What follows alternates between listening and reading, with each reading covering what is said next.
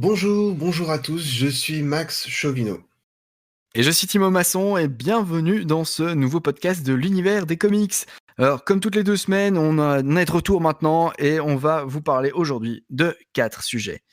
Alors nous commencerons tout d'abord avec deux sujets d'actualité. Premièrement, nous reviendrons sur le Disney Investor Day et nous parlerons de ce que le Marvel Cinematic Universe pourrait nous réserver à l'avenir. Attention, spéculation imminente. Et spéculation également pour notre deuxième sujet d'actualité, vu que nous passerons chez DC avec une augmentation du rythme des productions qui a été annoncée par DC Films, quels pourraient être ces différents projets à venir? Ensuite, nous parlerons de deux sujets que nous avons spécialement choisis pour vous. Tout d'abord, Timo pensait que sa rétrospective 2020 n'était pas assez longue et voulait se pencher sur certaines de ses lectures dont il n'a pas pu parler. Mais comment ça, il n'avait pas encore tout dit? Eh ben non! Et après, nous vous parlerons aussi d'une auteure qui explose ces derniers temps et dont on voit son nom beaucoup circuler, c'est Vita Ayala. 8 films, 12 séries, ce n'est pas ce qui est prévu pour les 10 années à venir, mais ce que Marvel Studios a prévu de sortir en 2020 et 2022. Annoncé lors du Disney Investor Day, cette expansion phénoménale du Marvel Cinematic Universe débutera vendredi avec WandaVision. Mais nous arrivons vite à quelques news qui iront au-delà de 2022, dont nous parlerons en détail si vous voulez. Timo, dis-moi, qu'est-ce qui pourrait se passer selon toi? Qu'en penses-tu? Alors déjà, je pense que le Marvel Cinematic Universe, ce qui est clair, il n'est pas prêt de s'arrêter, hein, là. Quand tu viens de le dire, avec au final 4 films et 6 séries par an, je pense qu'on va continuer sur ce rythme-là. Il n'y a absolument aucun indice qui nous montre le contraire. Donc, après 2022, on devrait avoir tout autant de projets. Alors, on devrait avoir un retour des Avengers. Bah, déjà parce que d'un point de vue financier, c'est la franchise qui a le mieux marché. Le dernier épisode, entre guillemets, le dernier opus était quand même le film le plus rentable de l'histoire avec Avengers Endgame en 2019. Donc il y a absolument aucune raison que les Avengers ne reviennent pas. Par contre, quand ils vont revenir, il est fort probable que ce soit une équipe fondamentalement différente. Donc on pourrait avoir un mix comme ça entre tout de même quelques membres originaux du premier film, à savoir sans doute Thor et Hulk. Maintenant, on devrait avoir des personnages qui étaient dans les membres originaux, qui auront passé le flambeau à d'autres. On devrait avoir Sam Wilson en Falcon. On pourrait peut-être aussi avoir Yelena Belova en Black Widow. Mais alors, l'équipe devrait pouvoir s'étendre à ceux qui, on va dire, vont mener la franchise du Marvel Cinematic Universe au vu des films qui ont été annoncés. Doctor Strange, Captain Marvel, peut-être même une nouvelle Black Panther qui serait potentiellement Shuri. Et voire même Shang-Chi qui apporterait du coup un peu d'humanité à côté de personnages comme Thor, Captain Marvel, Doctor Strange qui, faut l'avouer, sont complètement cheatés. Alors, maintenant, les Avengers, comme dans les comics, n'ont pas vocation à être la seule équipe du Marvel Cinematic Universe. Alors certes, il y a déjà les Gardiens de la Galaxie et d'ici 2022, Marvel aura aussi introduit les Éternels au cinéma. Maintenant, c'est clair qu'ils ne vont pas se centrer sur une seule équipe.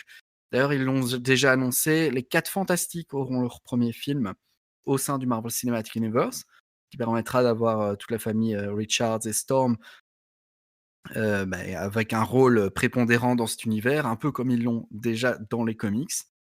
Et tant qu'on est dans les personnages qui étaient précédemment détenus par la Fox en termes de droits d'adaptation, bah, forcément que Marvel va aussi à un moment implanter les mutants.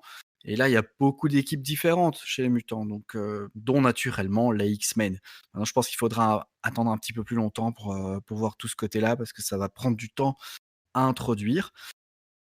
Mais alors, l'équipe qui est de plus en plus probable, dont il est de plus en plus probable qu'elle arrive prochainement, ce sont les Young Avengers. Parce qu'à partir du moment où on a, la potentielle apparition de Wiccan et Speed, donc les jumeaux de Scarlet Witch et Vision dans WandaVision, on a Patriot dans The Falcon and the Winter Soldier, America Chavez dans Doctor Strange: The Multiverse of Madness, potentiellement Hulkling dans la série Secret Invasion. On a aussi Kate Bishop dans la série Hawkeye. On a Loki qui est là aussi avec sa propre série. Et alors, on a toujours Miss Marvel et Ironheart qui sont relativement jeunes et pourraient elles aussi être dans l'équipe. Donc, avec autant de personnages qui, comme par hasard, sont disséminés à travers différents projets, je pense que ça sent le projet Young Avengers à plein nez. Maintenant, Ouais, enfin, pour moi, ça devient de plus en plus clair, clairement. Alors après, ce qu'on attend aussi pas mal et à mon avis, ce qui est une des pistes, de l'expansion du Marvel Cinematic Universe, ce sera l'expansion de l'aspect cosmique. On l'attend depuis le deuxième film Gardiens de la Galaxie qui avait laissé, pas mal d'indices. Et on pourrait par exemple avoir, le film, qui est en développement un peu par James Gunn depuis ce moment-là sur les Ravagers originaux, notamment menés par, Stacker Ogor alias, Darkhawk, interprété par Sylvester Stallone. Ou alors on pourrait avoir d'autres films solo, hein, donc notamment Nova, je pense qui reste la piste la plus probable, après la décimation des Nova Corps par Thanos dans Infinity War. Ou si on devait partir sur un personnage qui était précédemment détenu par la Fox, moi je verrais bien le surfeur d'argent parce que voilà, ce serait quand même trop cool de le voir croiser la route des Gardiens de la Galaxie, mais bon là ça reste un peu au-delà de la spéculation. C'est vrai et par rapport à Stakarogor, je pense que c'est pas une mauvaise spéculation de parler vraiment d'une probabilité forte d'un film sur les Ravagers parce que, on sait que, James Gunn, il y a quelques mois, a demandé à Sylvester Stallone de venir sur le tournage de ce Suicide Squad. Donc c'est vraiment un acteur avec lequel il veut tourner, il aime tourner. Donc, je me dis s'il y a un projet Ravagers, il y aura très probablement, fait par James Gunn, il y aura très probablement de toute façon Sylvester Stallone, mis dessus. Mais du coup, tu disais aussi justement que le rythme, il allait pas s'arrêter, et du coup, par rapport à ça, évidemment, on parle aussi des séries Disney+. Mais du coup, selon toi, quelle série pourrait arriver, après 2022? Parce qu'on connaît jusqu'à 2022, du coup, les séries. Ouais, c'est vrai qu'il y a quand même déjà 12 séries, en 2021 et 2022 confondues. Mais ce qui est bien quand on analyse un petit peu le line-up, c'est qu'il y a un chouette mélange entre, des séries qui continuent à suivre des personnages qui existaient déjà, des séries qui introduisent des nouveaux personnages, même des mini-séries événements comme Secret Invasion ou, Armor Wars, et aussi, quelques séries avec des formats un peu plus particuliers. Donc je pense que c'est un chouette mélange que Disney+ va continuer parce que, bah, déjà, comme ça les gens ont pas l'impression de regarder tout le temps le même type de série. Mais alors, au-delà de ça, ça permet d'avoir pas mal de types d'histoires différentes. Alors au niveau des formats particuliers, justement, on sait déjà qu'après 2022, il y aura, bah, la seule confirmée jusqu'à présent, la série de courts-métrages sur, Baby Groot. Donc, de ce côté-là, on sait déjà plus ou moins ce qu'il y aura. Il devrait y avoir aussi la deuxième saison de What If, donc, qui est aussi d'ores et déjà confirmée. C'est plus du côté des autres séries, que là, on part plus sur de la spéculation, hein, peut-être un petit peu avisée tout de même, hein, mais je pense que pour tout ce qui est, personnages qu'on va continuer à suivre, ça paraît probable que toutes les séries qui introduisent des nouveaux personnages prochainement continuent avec des deuxièmes saisons comme Moon Knight, She-Hulk, Ironheart et Miss Marvel, que ça ouvre la possibilité à plus d'histoires vu que ce sera la première fois qu'on les verra. Tout à fait. Alors après, je pense que le principe de mini-série événement, comme dans les comics, devrait bien marcher sur Disney+ avec, bah, déjà WandaVision, Armor Wars et Secret Invasion que j'ai aussi cité. Mais alors au-delà de ça, je pense que Young Avengers justement pourrait être ce genre de mini-série, après avoir vu tous les personnages dans des projets différents. Et alors si je devais en citer un qui pourrait être probable et qui pourrait bien donner, c'est Inhumanity, qui pourrait justement réintroduire les Inhumains dans le Marvel Cinematic Universe et expliquer du coup un peu plus les pouvoirs de Miss Marvel. Bon maintenant, je ne sais pas comment ils vont être expliqués dans sa série donc là, ça reste un peu plus bancal comme, comme possibilité. Mmh. Oui, tout à fait. C'est vrai que Les Inhumains avaient eu une série, mais qui n'avait pas forcément beaucoup marché. Ouais, alors est-ce qu'ils vont faire comme si elle n'avait jamais existé et que toutes les séries de Marvel Télévision, en fait, n'existaient pas dans le MCU? Ça, c'est un petit peu à voir comment ils vont faire. Mais l'avantage, c'est qu'ils vont aussi pouvoir continuer à introduire des nouveaux personnages sur Disney+. Alors, moi, j'ai vu quand même 2 types de personnages. Si on part sur des personnages qui sont quand même, qui existent depuis un petit temps dans les comics, mais dont on n'a toujours pas vu à l'écran, comme She-Hulk et Moon Knight, par exemple. 2 solutions probables et selon les choix de Marvel Studios, pour moi, seraient, Captain Britain, déjà, parce on sera un peu en manque de Captain America et cetera et c'est un personnage qui est en rumeur depuis longtemps. Ou alors, Beta Ray Bill. Parce que s'ils veulent étendre l'aspect cosmique, c'est un personnage qui est quand même assez atypique au niveau du look et qui arrive à soulever Mjolnir, qui est, le marteau de Thor et qui du coup est quand même un objet qui est bien connu des fans du MCU. Et si on doit partir sur des personnages plus récents, mais qui ont eu un succès phénoménal comme Ironheart et Miss Marvel, je pense que Moon Girl and Devil Dinosaur, c'est clairement une possibilité qui est, loin d'être inenvisageable. C'est vrai, c'est vrai. On rappelle évidemment par rapport à Moon Knight, la news récente, c'est que Oscar Isaac a été confirmé dans le rôle de Moon Knight cette semaine. Et donc c'est une très bonne nouvelle. Et du coup, tout ça, Timo, ça fait que Marvel est un peu en train de mettre DC à la lourde au niveau des adaptations, tu crois pas? Oui et peut-être pas en fait. On va en parler tout de suite. Oui, effectivement, on pourrait croire que DC Films, allait complètement être dépassé par Marvel Studios en termes de nombre de projets dans les années à venir, mais peut-être pas justement, parce que jusqu'à la récente, interview on aurait pu croire ça jusqu'à la récente interview de Walter Hamada, président des studios DC Films, et celui-ci a annoncé lors d'une interview un passage à 4 films par an. Donc c'est quand même une augmentation de la production assez énorme et donc face à cela et face au peu de projets qu'on a actuellement, dans les confirmations, hein, Max, que pourraient être selon toi ces différents films de DC Films? C'est vrai que du coup, tu parles de multivers. Alors, on parlait de Marvel juste avant. Le fait est que le multivers qui était censé avoir été commencé à être introduit avec Spider-Man Far From Home, finalement, qui était du coup, c'était un piège de Mysterio. Donc, le multivers chez Marvel n'a pas été véritablement encore introduit, si on peut dire. Par contre, chez DC, il est déjà un peu introduit. Et du coup, multivers, c'est vraiment le maître mot en fait dans la confession, la dernière confession de Walter Amada.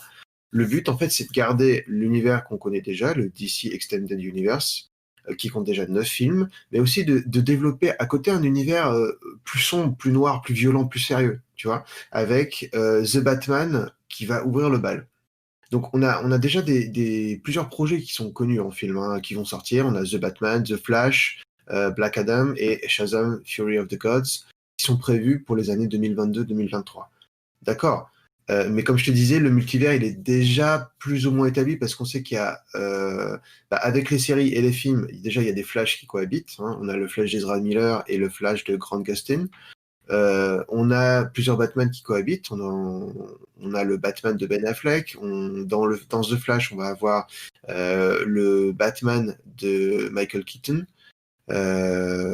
Donc c'est vrai qu'on va avoir quand même plusieurs Batman. Donc ça ouvre vraiment, c'est un pas subtil pour ouvrir sur un multivers.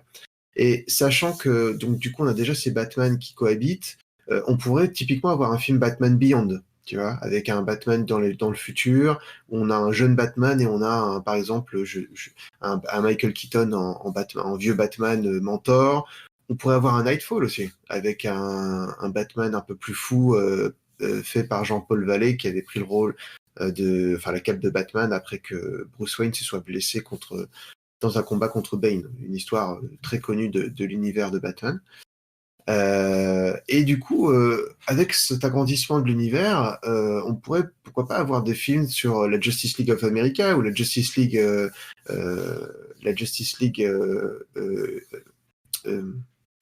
Monde, qui est une Justice League avec des membres qui viennent de tous les horizons et de tous les pays. Et pourquoi pas aussi avoir un deuxième opus à Justice League. L'important, en fait, c'est que je pense qu'avec l'ouverture d'un multivers, les grands arcs de l'univers d'ici pourraient être adaptés. Notamment, je pense à deux gros arcs très importants pour l'univers qui sont Identity Crisis et Crisis on Infinite Earth.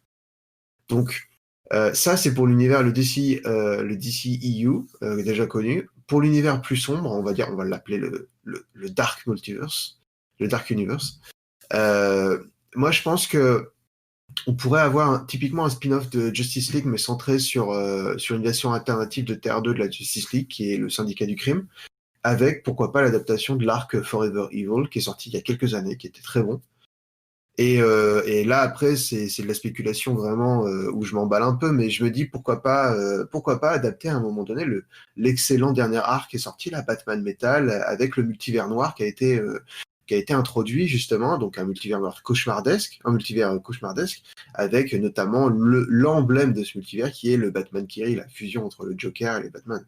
Je pense que c'est effectivement une bonne piste. Ça a fait énormément de succès. C'est pas pour rien qu'ils ont fait la suite avec Batman Death Metal. C'est vrai que c'est une piste qui est loin d'être inenvisageable ici dans les années à venir, je pense. À mon avis, ça doit être dans leur piste également, hein. Alors, alors après, ce qui est intéressant aussi dans l'interview de Walter Amada, c'est qu'il disait que à côté du cinéma, DC Film, donc vraiment DC Film, un peu comme Marvel Studios sur Disney+, DC Film souhaite aussi investir dans HBO Max, donc la nouvelle plateforme de Warner Media.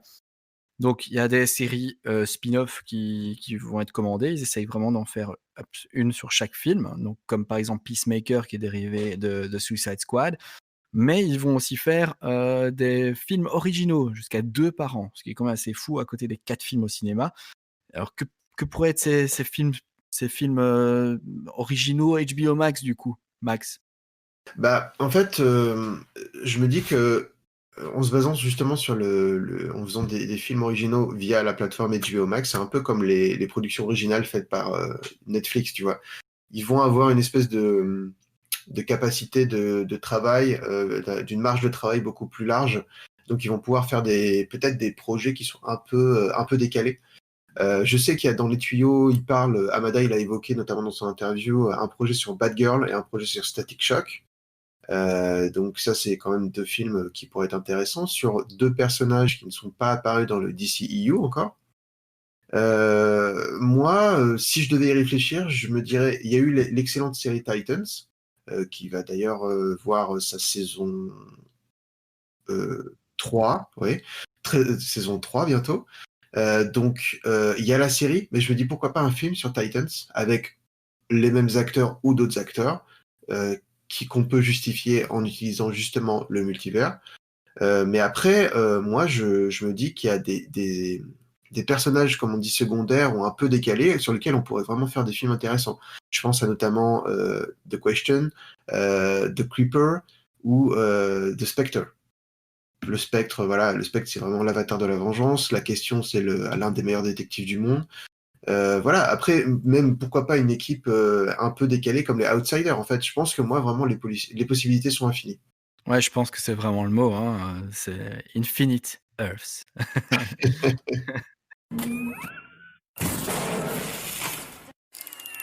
16 jours de vidéos arrivent à leur terme demain sur notre chaîne YouTube et une grande partie de ces vidéos consistait en une rétrospective de l'année 2020. Cependant, Timo, tu m'avais dit que choisir 5 comics pour la vidéo de tes lectures préférées de l'année, c'était très compliqué. Dans la vidéo, tu parlais notamment de Batman Créature de la Nuit, Essex County, All New X-Men, Saga et Joker Killer Smile. Mais du coup, pour toi, est-ce qu'il y a d'autres comics qui t'ont marqué? Oui, oui, beaucoup. Déjà, je suis quelqu'un qui me passionne beaucoup, tout ce qui est fiction et cetera, donc je vis l'histoire, donc forcément, il y a beaucoup d'histoires, que j'ai vécues, maintenant et je lis beaucoup aussi, donc entre 7 et 9 comics par mois, donc voilà, tu multiplies sur l'année, ça fait pas mal de lectures, donc en sélectionner 5, c'était vraiment très compliqué. Après donc j'ai continué forcément les lectures de mes personnages préférés et cetera, que je les suis depuis, quelques années et parmi celles qui m'ont pas mal marqué, du côté de Ultimate Spider-Man, donc la version un peu alternative de l'univers Spider-Man. J'étais toujours sur, Peter Parker de ce point de vue-là et j'avais bien aimé Ultimate Six qui introduisait la version des Sinister Six dans cet univers-là. Et c'était vraiment assez chouette parce que c'était pas juste réintroduire comme dans l'univers principal, donc l'univers 616. Ici, Brian Michael Bendis, nous montre une version en fait où c'est fort proche de l'univers cinématographique, hein, dans le sens où on a Nick Fury et le Shield qui sont un peu omniprésents. Et ici, les vilains étaient tous enfermés au Raft et Norman Osborn, donc le bouffon vert arrive à former cette équipe au nez de Nick Fury. Mais en fait, moi je me souviens que j'étais en train de lire et c'est vraiment on se rend compte qu'en fait ils sont que 5. Donc je me dis: «Pourquoi ils appellent ça Ultimate Six?» et cetera et jusque vraiment vers le troisième acte, on se rend compte qu'après c'est ah oui, mais ils veulent mettre Spider-Man comme sixième en fait parce qu'ils essayent de le corrompre. Donc c'était vraiment très bien pensé. C'était vraiment très bien pensé. Alors après, je lis aussi beaucoup d'Avengers et c'est vrai que j'étais tombé à un moment sur l'event, au niveau de la storyline sur, Secret Invasion qui date pas d'hier non plus, mais que voilà, que j'ai malgré tout, beaucoup aimé malgré que je connaissais déjà un peu l'histoire en général. J'ai réussi à être surpris et cetera et j'ai trouvé ça vraiment très bien écrit, qui est écrit, par Brian Michael Bendis aussi. Et du côté des X-Men, j'avais mis All New X-Men dans ma sélection, mais c'est vrai que j'avais eu très difficile à choisir entre ça ou House of M, qui est aussi un gros event de chez Marvel.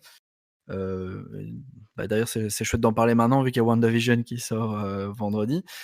Mais House of M, c'était vraiment un événement pilier dans l'univers Marvel et Max, tu vas croire que je lis que ça, mais c'était du Brian Michael Bendis aussi du coup. C'est même pas fait exprès. Là, je suis désolé, Ah non, non, mais t'inquiète, tu pourrais dire la même chose de moi et DC Comics ou Batman, en ce moment, c'est pareil. Donc ici, ouais, je me rends compte qu'il y a pas mal de lectures que j'ai aimées qui étaient écrites par Bendis. Donc maintenant, je lis pas que du Marvel. Donc chez DC, cette année, j'ai découvert, les Super Sons, donc le duo composé de Damian Wayne et Jonathan Kent. J'ai trouvé ça vraiment très rafraîchissant, très fun à lire, quand même pas mal de belle morale derrière. C'était vraiment cool. C'est pas pour rien que je l'avais mis en coup de cœur au mois de septembre. Et oui, donc ça c'était vraiment chouette, c'était vraiment une chouette découverte. Alors après, à côté de ces personnages-là, j'ai lu beaucoup de l'auteur canadien Jeff Lemire, c'était en 2020, parce que, bon Max tu le sais toi, mais les auditeurs ne le savent pas, avec Marlon on a lu vraiment une grosse vingtaine de titres, pour, la première série, d'articles original, qui sortira sur l'auteur, sur notre site lecture à venir. Et là-dedans, il y a vraiment beaucoup de titres au final que j'ai bien aimés. C'est pas pour rien que j'en ai mis 2 sur mon top 5 avec Essex County et Joker Killer Smile. Mais globalement, je dirais que j'ai bien accroché à Sweet Tooth notamment. J'ai aussi été très agréablement surpris par Black Hammer. Voilà, c'est un chouette univers, franchement, j'ai hâte d'en lire un petit peu plus. Et dans ces comics indés de chez Image Comics, j'ai aussi aimé dans un style totalement différent. Royal City, qui est une histoire très humaine et avec un retournement de situation à la fin qui me donne envie de lire le tome 2 que je n'ai toujours pas lu et et donc voilà, c'est vraiment très bien et c'est un très bon auteur quand on parle de sujets, très humains sur le fonctionnement de l'être humain et cetera. Mais alors, aussi, en fait, finalement, il y a beaucoup de comics que j'ai bien aimés, du coup. On a Mais l'impression, oui, bon. ouais, ouais, voilà, mais après, c'est vrai qu'il y a eu pas mal de trucs de qualité et j'ai commencé à lire, en fait, des comics en rapport avec nos sélections, justement, pour, d'une part, refaire un peu ma culture et d'autre part, faire aussi en sorte de suivre les nouveautés qui sortent en VF. C'est d'ailleurs comme ça que j'ai découvert Batman Créature de la Nuit et Joker Killer Smile. Mais ici, dans ces autres lectures, j'ai été, très agréablement surpris par Naomi, qui est écrit aussi par Brian Michael Bendis. C'est, voilà, c'est l'un des premiers comics qu'il a fait après son passage chez DC et on voit bien ici que ça reste un maître dans la création de jeunes personnages avec un potentiel de dingue. Parce qu'on rappelle que c'est quand même lui qui a créé Miles Morales notamment. J'ai aussi, beaucoup aimé Invisible Kingdom, qui avait gagné l'Eisner Awards de la meilleure nouvelle série, l'été passé et franchement, ça ne m'étonne pas du tout les raisons sont claires, c'est le scénario est un truc de fou, le dessin est magnifique donc c'est dessiné par, Christian Ward et écrit par J. Willow Wilson, la créatrice de Miss Marvel.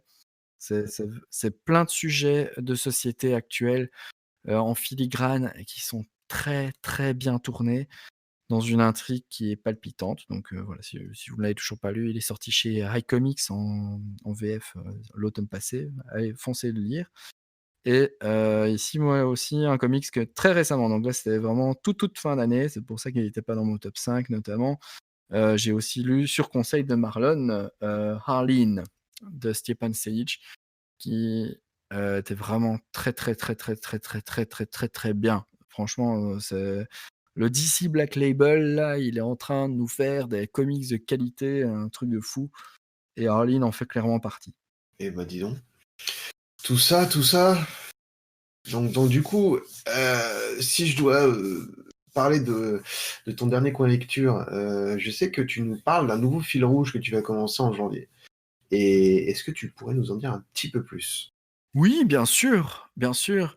En fait, j'ai décidé d'arrêter les lectures, flashback comme j'appelle ça, où je vous reparlais dans le coin lecture d'une lecture que j'avais fait avant dans le passé. Ici parce que je vais commencer un nouveau type de lecture ici au mois de janvier et je me suis dit: «Bah, pourquoi pas le partager directement dans le coin lecture?» En réalité, c'est un peu retourner, refaire des classiques vraiment donc peut-être pour plus tard en faire une série d'articles, ça on verra. Mais dans un premier temps, on va déjà en parler dans le coin lecture, à mesure d'un par mois et ce qui correspondra à mes lectures aussi.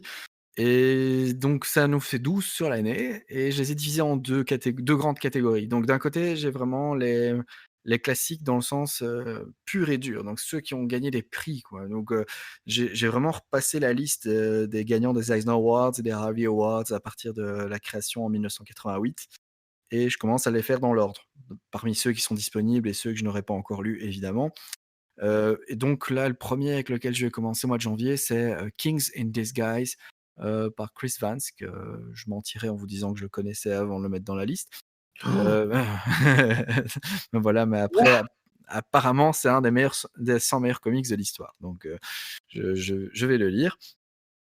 Mais alors, il y aura quoi d'autre dans cette catégorie-là? On va retrouver, Madman, Bone de Jeff Smith, qui sont pas non plus des comics que je connaissais spécialement à la base. Cages, de Dave McKean qui, apparemment a l'air assez fou d'un point de vue visuel.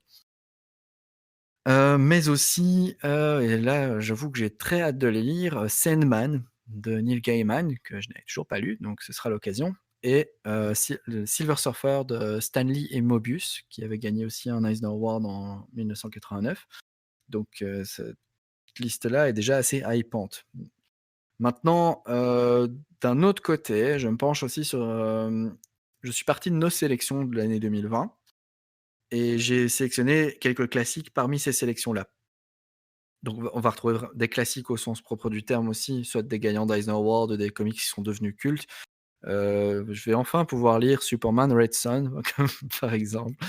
J'ai Hem, toujours pas lu, moi, tu vois? ouais, ouais, tu vois? Donc voilà, ici moi je me suis dit: «C'est l'occasion de le lire». Et aussi, American Vampire de Scott Snyder, qui avait aussi gagné un Eisner Award à sa sortie et Earth X de Alex Ross. Donc je me Mmh. dis: «Ça peut être, pas mal» et alors d'autres qui sont pas encore des classiques parce qu'il y a pas encore assez de recul, mais qui sont clairement des best-sellers de ces 2 dernières années et donc c'est Max, tu vas être content, je vais pouvoir lire Batman White Knight et Yes, Deceased et yes! Deceased aussi, donc voilà.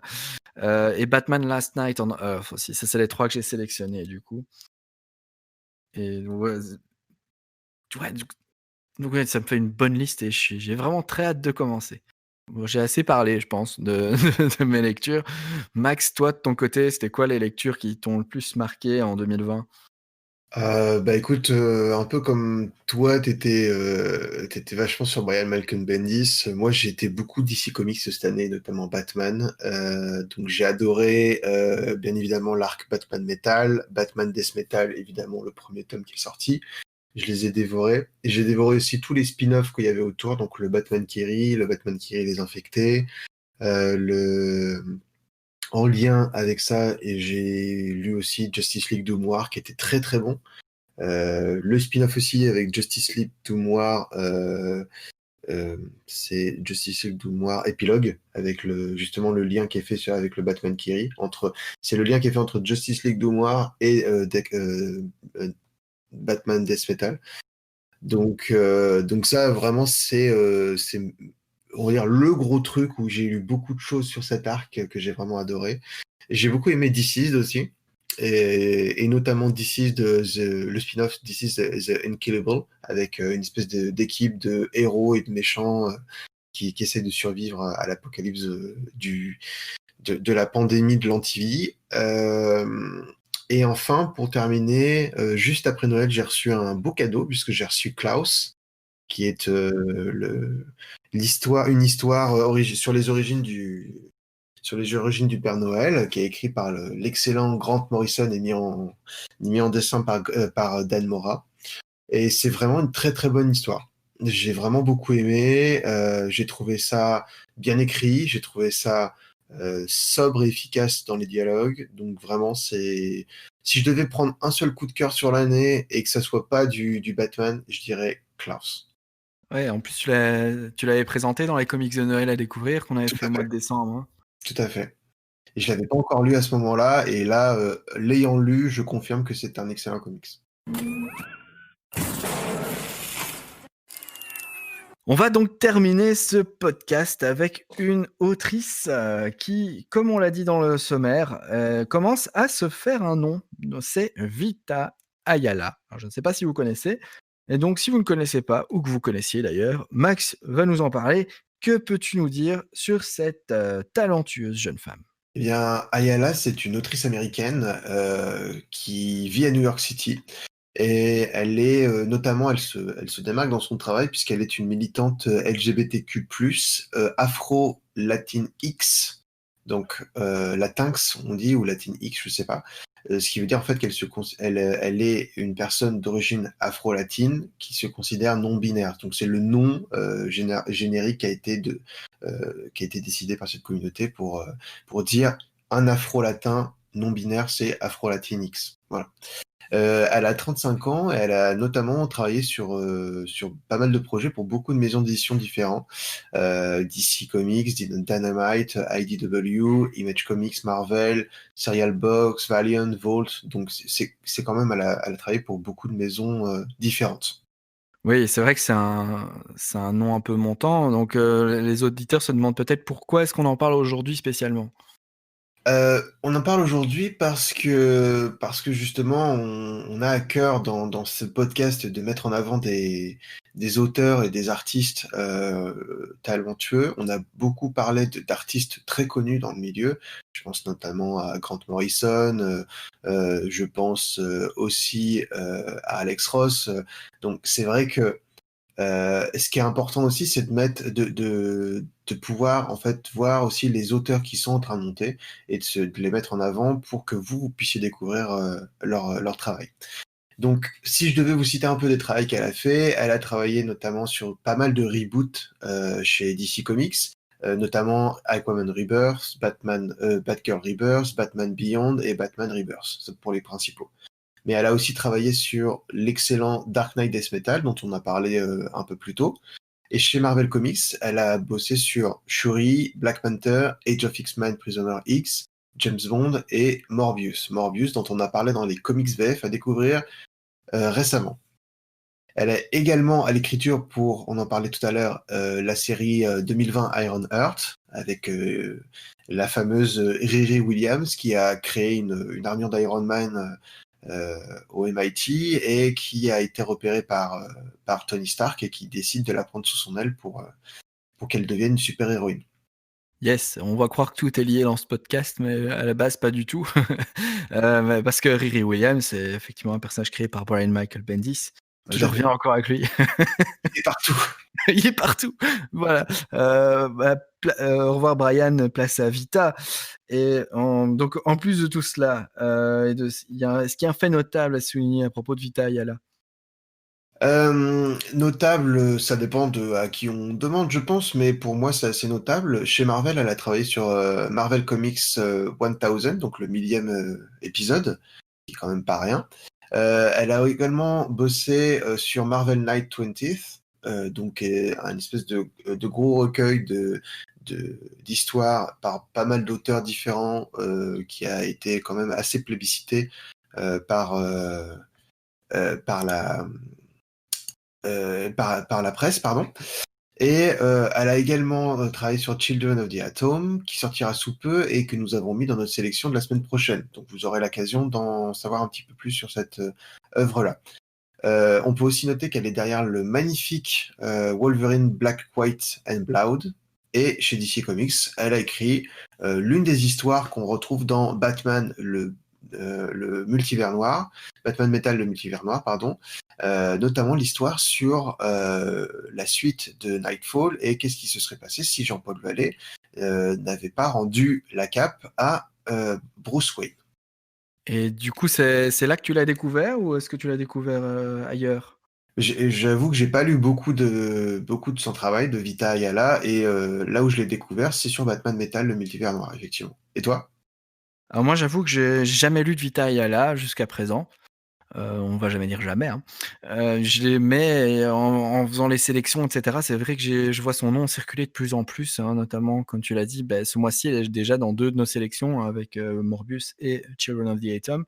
C'est vrai que je me souvenais l'avoir vu sur, Birds of Prey et sur, Ironheart. Donc c'est pas des petits titres non plus et je pense que c'est notamment pour ça que c'est une auteure qu'il faut tenir à l'œil. Tout à fait.